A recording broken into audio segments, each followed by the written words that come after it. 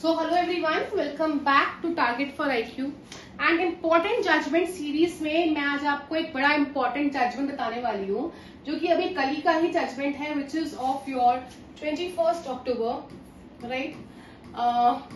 ये है रतिलाल जावेद भाई Parmar and others versus state of Gujarat.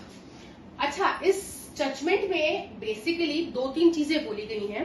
ये जजमेंट इंपॉर्टेंट क्यों है? बिकॉज आप लोग जुडिशरी के एस्पिरेंट्स हैं, आप आगे चल के जज बनने वाले हैं, राइट? सो एज जज व्हाट आर योर ड्यूटीज? हो सकता है ये एग्जाम में इन रिटन ऐसा सब नहीं आए, ठीक है, आपसे इंटरव्यूज में पक्का पूछ सकते हैं, प्लस एमसीक्यूज में आ सकता है। Thirdly, you should know, it's your legal duty to know, ठीक है। So in this judgement Supreme Court ने हाई कोर्ट से अर्ज किया है, बेसिकली ये डायरेक्शन जो है हाई कोर्ट के लिए है कि आप ये इंश्योर कीजिए दैट अगर आप अपना जजमेंट प्रोनाउंस कर रहे हो, है ना, और जजमेंट में देखो क्या होता है, आपने पढ़ा है जजमेंट इन योर बीएनएसएस और सीआरपीसी कि देयर डिफरेंट टाइप्स। या तो आप पूरा जजमेंट प्रोनाउंस कर सकते हो, या आप सिर्फ ऑपरेटिव पार्ट कर सकते हो, या आप सिर्फ एक लाइन में बोल के then signing at every page, ऐसे कर सकते हो। तो if you are only pronouncing the operative part, ठीक है, ऑफ द जजमेंट दैट, और ये बोल रहे हो कि रीजंस जो है हम आपको बाद में देंगे, तो नाउ इट्स योर ड्यूटी कि आप जो रीजंस हैं कितने दिन में दो, 2 से 5 दिन में। बिकॉज क्या करते थे, जजमेंट प्रोनाउंस कर दिया, पूरा प्रॉपर जजमेंट बोल दिया, रिजर्व कर दिया, ऐसे कर दिया, वो बहुत दिन तक रिजर्व रहेगा, ऐसे भी करते थे।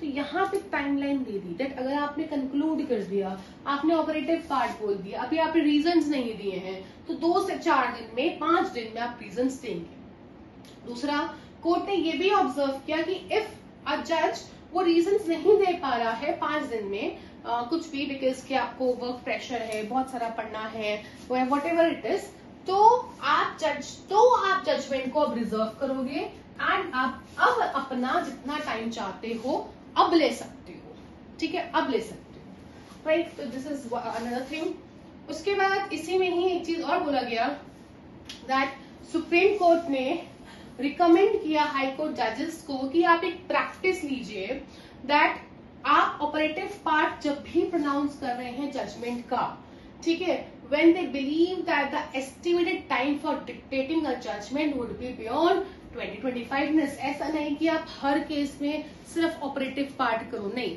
अगर आपको लगता है पूरा जजमेंट प्रोनाउंस करने में कोर्ट में 20 से 25 मिनट से ऊपर लग रहा है, ठीक है, तो आप सिर्फ ऑपरेटिव पार्ट करो, अदरवाइज आपको पूरा जजमेंट करना है डिक्टेट, राइट? उसके बाद नॉट, ये मैंने बता दिया कि रीजंस जो है आप 5 डेज के बाद नहीं कर सकते। तो this is all about this thing, ये मैंने आपको बताया। यहीं पर ही मैं आपको 2-3 चीजें और बताना चाहती हूँ that there are certain things, अगर आपको ये जो चीजें हैं ये आपके लिए होमवर्क है, आप कमेंट सेक्शन में बताना, ठीक?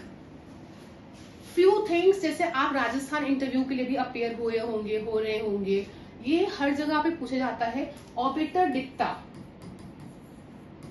ऑबिटर डिक्टा क्या होता है?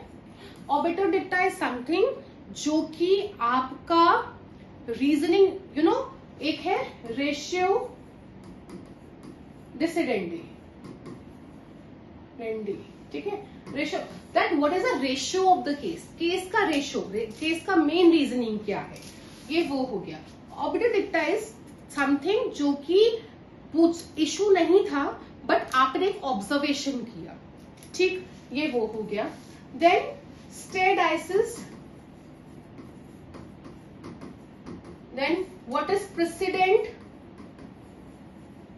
व्हाट इज डिसेंट, ये सारी चीजें if you are preparing for an interview you should know. And ये किसी ने नहीं पढ़ा होगा, रेशियो डिसेंडेंटी की कुछ थ्योरीज है कि जब आप रेशियो दिया जाता है तो थ्योरीज क्या क्या है,